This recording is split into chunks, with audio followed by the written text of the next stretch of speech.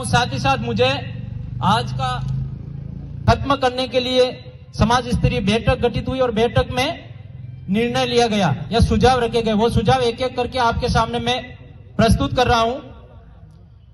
ब्याह शादी में 250 ग्राम चांदी से ज्यादा रकम नहीं चढ़ानी है एवं सोना बिल्कुल नहीं ले जाना है। ये सुझाव रखे, एक एक करके मैं सुझाव आप सभी के सामने पेश कर रहा हूं। ये सुझाव राजस्थान आदिवासी संघ जयपुर द्वारा दिए गए हैं। दूसरा सुझाव है, किसी भी सामाजिक कार्यक्रम में दारू मीट पूरी तरह से बंद किया गया। ब्याह शादी ढूंढ आदि में दाल पूरी चावल मिठाई बनाई। ये सुझाव रखा गया है, विचारणीय विषय है। आगामी बैठक के माध्यम से जो भी निर्णय रहेगा वो समाज के आप सभी बुद्धिजीवी लोग ही तय करोगे। ये सुझाव के रूप में आपके सामने समक्ष है।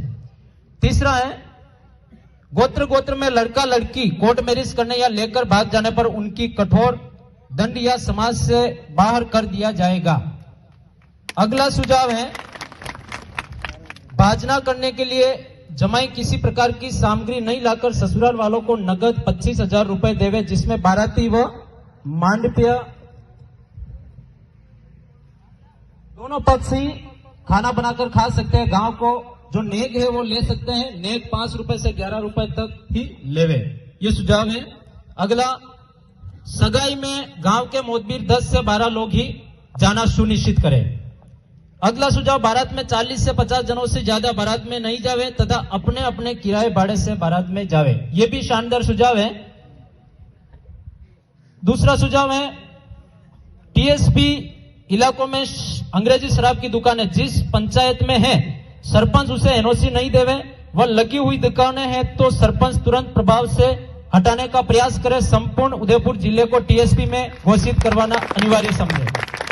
अगला सुझाव है, समाज में किसी भी भाइयों की आपस में लड़ाई झगड़ा हो गया है तो पहले अपने समाज स्तर पर निपटाना अनिवार्य समझे, सीधे थानों में जाना उचित न समझे। अगला सुझाव है, ब्याह शादी में कन्यादान के लिए बर्तन डायचा नहीं देकर लिफाफा या नगद राशि देना अनिवार्य समझे। अगला सुझाव है, सीढ़ी कामले का नेक 5 रुपए से 11 रुपए के बीच हो। किसी प्रकार की चांदी की चेन, बिछिया, अंगूठी न देकर अपनी श्रद्धानुसार नगद राशि भेंट करना सुनिश्चित समझे। जनसंख्या के अनुपात में नौकरी व अन्य गैर संस्थाओं में आरक्षण।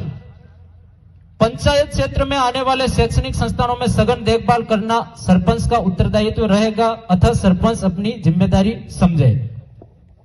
मरणोपरांत कपड़े पर पाबंदी है, बदले में श्रद्धानुसार नगद राशि देवे।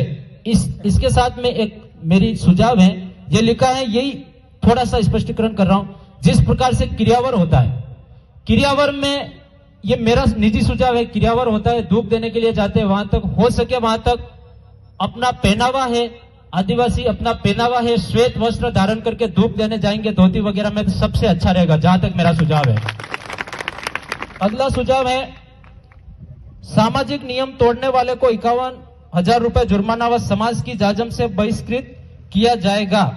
नोट, उक्त नियमों को क्रियान्वित करने के लिए उदयपुर जिला का महासम्मेलन जो हुआ था उसमें ये सुझाव रखा गया। पंचायत स्तरीय जो भी बैठकें होगी, उस बैठक के दौरान जो भी आसपास की या स्थानीय जो भी पंचायतें होगी जिनके जिम्मेदार गम्मेतीबा है या फिर कोटवाल लोग हैं या आप सभी बुद्धिजीवी लोगों के द्वारा तय होगी, उसके थ्रू बता दिया जाएगा।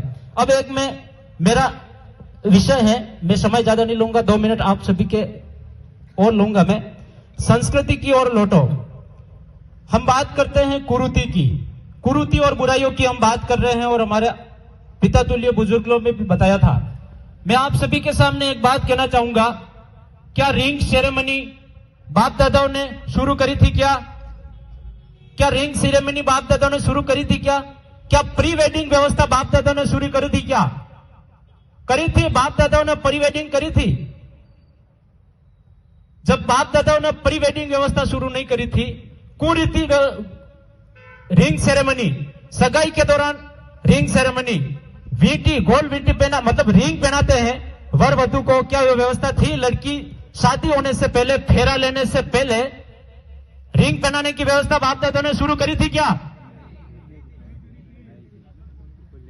बाप दादा लड़ाई झगड़े के दौरान सीधे उठ के थाने में जाते थे? क्या? तो सबसे पहले सुधार खुद को करने की जरूरत है।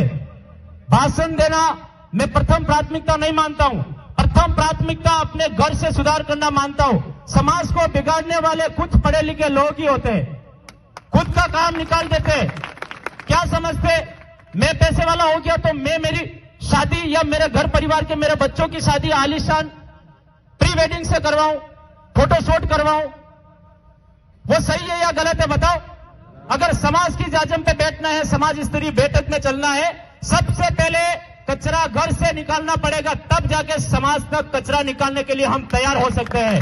अन्यथा हम कितनी बैठक कर लेंगे, बैठक करते रहेंगे, बैठक करके चले जाएंगे, सारे लोग भूल जाएंगे और यही कायदे नियम अगली बैठक में चर्चा के विषय बनेंगे। वापस यही बैठक के निर्णय हम अगली बैठक पे करेंगे, ये होना चाहिए, वो होना चाहिए, नहीं होगा। आज बुजुर्ग पिता तुल्य आप बैठे हुए, आपकी उम्र बीत गई, आप कुछ सालों के बीच में आप नहीं रहोगे। दुख होगा कि ऐसे लोगों को हम गंवा देते हैं जिनसे हमें दिशा निर्देशन लेने की जरूरत होती है, वहां पे हम भूल जाते हैं। धन्यवाद, मैं आप सभी को आभार व्यक्त करता हूं। इसी के साथ में खूब खूब धन्यवाद। धन्यवाद किशन जी।